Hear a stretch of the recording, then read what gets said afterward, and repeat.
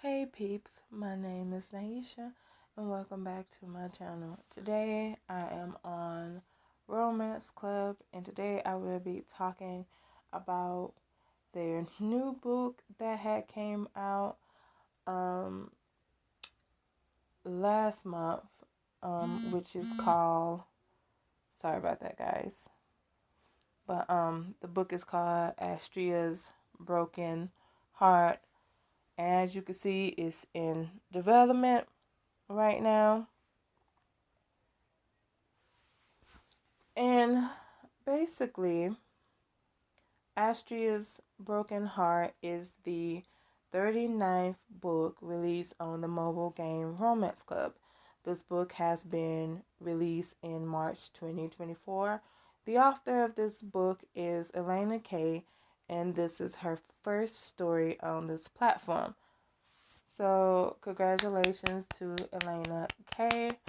I can't wait to see what you have in store for us with this story. Now, the plot summary is: seeking work, you join an organization chasing the supernatural. There, you're tested by strange work and colleagues. This wondrous place, however, does not need believers. Now, the gameplay features are, it says most choices you make for your main character in this book influence one of the following variables: faith, which is open-minded, direct, honest, and open to compromise, and that skepticism, cunning, sarcastic, and always stands her ground. And then you have reputation, which these choices change the story, the interactions you have with other characters, and the scenes you would be able to play. And this is correct. So whichever path you decide to take for Audrey, that's her name. You could change her name, by the way. And you can also change her look. But yeah, whichever path you want the character to take, whether it's like the path of faith or the path of skepticism. You also have reputation, which basically you can either have high reputation, low reputation. You have high reputation, things come easily to you. If you have low reputation, you're probably gonna have to spend some gems and things like that. Okay, and also I just want to let you guys know there will be spoilers because I will be talking about chapter 1 with episode 1 and episode 2, since those two are the only one that is out right now. And episode 3 won't be out into May. So now before we get into the story, I just want to let you know that this story, like any romance club story, has a few love interests. You have Michael, David, Raphael, Cassel, and then you have Philonia, and things like that. Now, I want to say, let me see how she looks. Okay, so I want to say you meet Philonia a little bit, like for a brief moment, in the second episode. But basically, the first episode, we are getting introduced to Audrey. Audrey used to be a therapist. I want to say, no, a psychologist. Yeah. She used to be a, well, yeah. I don't know why I had to do the, but yeah, she used to be a psychologist, and she was working at this clinic, and one of her patients basically violently attacked her. And of course, she had to attack him back because he was strangling her. and things like that. However, I don't think people know how she looked like and things like that, because while Audrey is in a car, um, basically she's in a taxi cab. The guy is like basically trying to have a conversation with her. Of course, she doesn't want to have a conversation. Well, you know what? Let me start from the beginning. Oh, but from the beginning, we meet our character. She's in the car. Now, she's on her way to a place. We don't know what that place is. Um, the taxi driver is basically trying to have a conversation with her, especially since they was listening to the radio, and the radio was basically saying how the ex therapist has gotten their license stripped from them, and is basically, like basically say like what like the therapist basically did, and also like what was the consequences of what she did. And of course the driver's like, how can they let her just get away scot-free with that? She could go to other places. And of course, Audrey is, basically agreeing with him. And then he's just saying all types of stuff. And then Audrey is thinking to herself, she thinks to herself like, how would you feel if you knew that the ex therapist that basically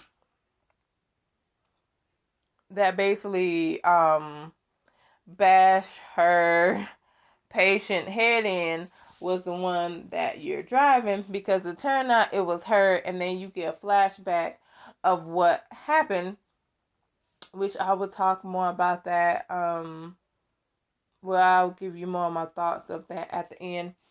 But anyway, the flashback, you see her talking to the patient. The patient is saying like something cryptic. He's being cryptic by it. And then next thing you know, he ends up attacking her and he's strangling her. And of course, she grabs whatever you want her to grab. You can either want her to grab like a weapon as self-defense, or she could scream.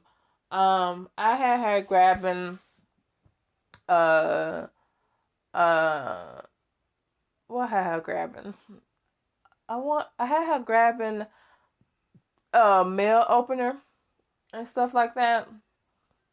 Cause she could either grab a paperweight or basically a mail opener. And so I have her grab the mail opener and things like that.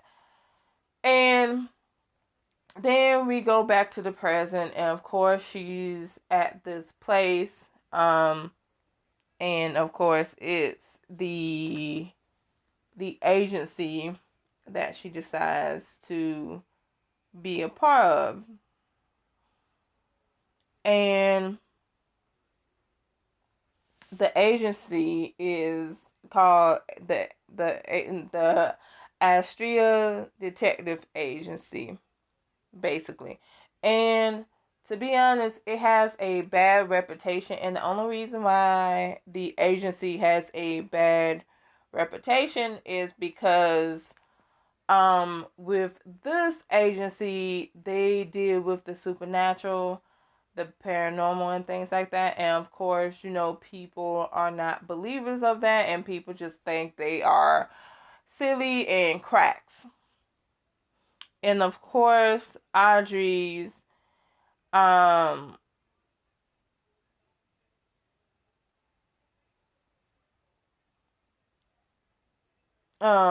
Audrey, again, she could, depending on how you have her react, she could either be open to this agency, or she could still be, skeptic. Now, while she is about to go in, she meets Cass, who basically comes off as a dick. And then she meets the boss, Michael. with Michael. I'm gonna call him Mike for short. Okay, she meets Mike, and of course, Mike is talking to her. Again, you could decide if you want her to actually,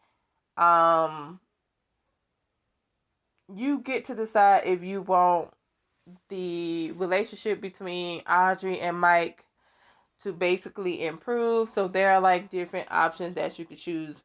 But basically, he decides to tell Audrey, we're gonna have you do a case first to see if you like it, and if you really like it, basically give her a decision whether she likes it or not, and stuff like that, because he knows that she seems skeptic of the agency. And of course, she also meets David, who is going to be working with a case with her, because Mike gave her a trial-based case that David's working on, and things like that. And her job basically is to see if the if like their client are like, yeah, to see if their client is mentally okay, or if there's something paranormal going on with the client. So that's what she is doing. And of course, again, she could see if she well, not see, but she could figure out, not figure out, but again, just like with Mike, you get to improve your relationship with David and stuff. And then I'm gonna leave, again, like I said, I'm gonna leave my thoughts and opinions at the end.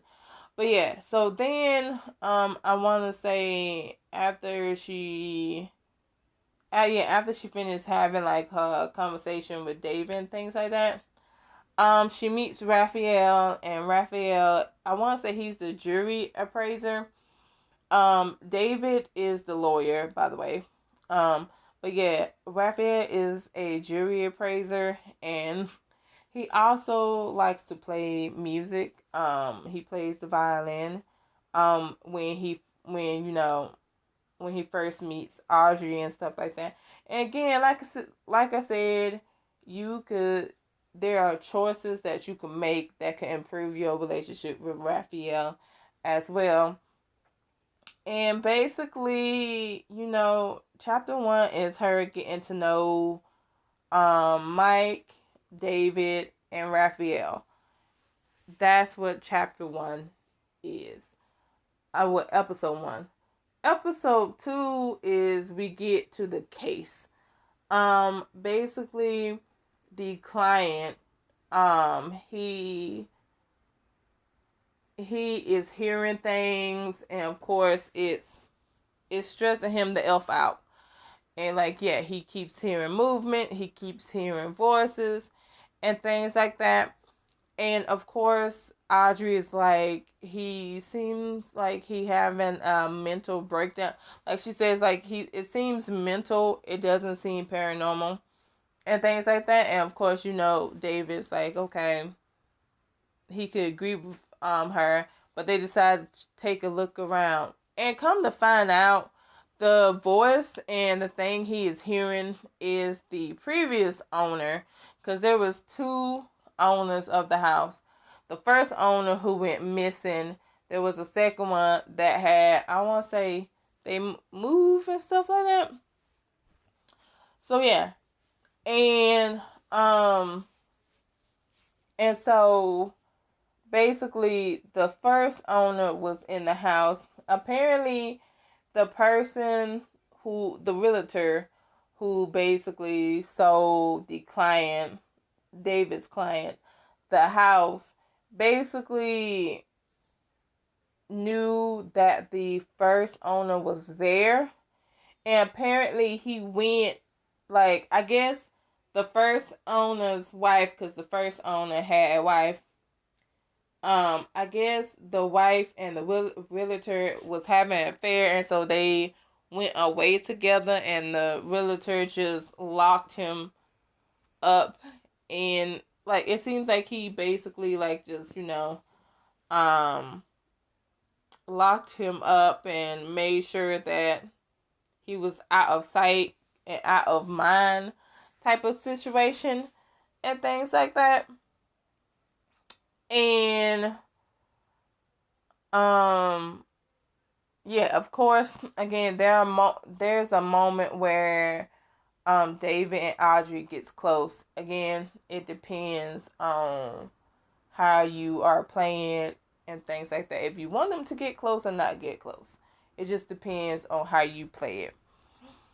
After they solve the case, Audrey decides that she actually wants to continue to work for the agency. So of course now she's an actual member. And she finally gets to talk to Cass again. Just like Mike, David, and Raphael, you can also improve your relationship with Cass. But let me backtrack. Before Audrey tells Mike her decision, she meets Felonia, because Felonia is actually a cop for the, she's an actual cop. And I guess she and Mike had like an argument because she comes out angry and stuff. You see her for a brief minute and then she leaves. And you don't really have any type of interaction with her yet. So I'm assuming that you probably have an interaction with her in the later episodes. Anywho, now we could go forward. Now, again, like I said, with Cass, you can improve your relationship with him by talking to him, just like what you did with the other ones. And after you finish, you go back to your room. However, when you go back to your room, you hear Raphael. It sounds like he's talking to someone, and of course he's acting like, he's panicking and things like that. And then you hear him say like, please tell me anything, say something to me or she dies, and stuff like that. And then that's the cliffhanger for episode 2. And of course, episode 3 isn't out yet, so we're waiting for that. But from episode 1 and 2, all I can say is I don't really know what to say. Like, I have opinions on it, but overall, I can't give you I can't tell you that it's boring or it's bad or it's good, because I feel like there wasn't much to go on, especially since episode 1 was just us getting to know most of the character, and episode 2 was us like doing one one case that was relatively easy and just getting to know Cass. That's about it when it comes to episodes 1 and 2. So I don't really have a verdict on that. What I will say though is that I'm kind of like confused by the fact that she was stripped of her license as a psychologist and stuff like that, as a therapist and stuff like that. And the only reason why I say that is because she was doing, like, she basically attacked him. It was self-defense because he was literally choking her, like, legit. He was literally choking her. So it was like, what the freak was she supposed to do? Because there was no security guards or anything. And it's like, what was she supposed to do? Let him choke her? Like, I didn't get why she was stripped of her license. I thought that was very ridiculous. Not kind of ridiculous, but very ridiculous. That really pissed me off because I was like, really? So what was she supposed to do? Let him attack her? Just flat out let him attack her? That's it? Like, how was she supposed to call help if he was strangling her? Like, the best thing for her to do was attack him and then just be like, help, help, and stuff like that. Like, I just thought that was ridiculous because the patient seemed fine, and then he went to like he was 0 to 100, and when he went to 100, he just started strangling her. So I was like, I was confused by like why again she was stripped of her license and things like that.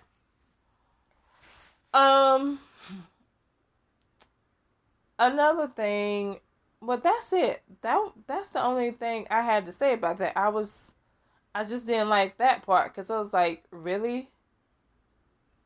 Like, because my thing is, and I know, like, maybe the reason why she was, I'm assuming, like, she had to have her license stripped for her to be desperate enough to, join the Astrea's detective agency. But, I mean, there could have been a better reason other than her being stripped of her license, because like maybe that, like maybe um what happened to her was so traumatic she decides to just try something else and things like that. But I do want another thing that I want to say, because I was about to like end this video, but I just noticed David. I think David is a werewolf and things like that. I really do think he's a werewolf. I don't know, cause like basically the detective agency deals with supernatural, and of course they want Audrey in the episodes. Everyone wants her to believe in this stuff and things like that. And so I don't know about anybody else, but I'm thinking that David is a werewolf. That's just me. Um and the only reason why I say that is because for some odd reason they make, especially in episode 1, they make it clear that he's very like warm, he's very hot and stuff like to the touch and stuff like that. And I was like, is he a werewolf? Cause the way y'all hinting at stuff, it makes me think he's a werewolf. Now, Mike, I'm thinking one or two things. Either he's a vampire or he's a fairy. I'm gonna go with vampire and stuff like that, but he also giving me fairy vibes, the way he looks and stuff like that. Like if you ever play Astrea's Broken Heart. Matter of fact, Mike is the guy with the long hair. Again, he's either giving me fairy vibes or vampire. Um, but yeah, Mike is the guy with the long white hair.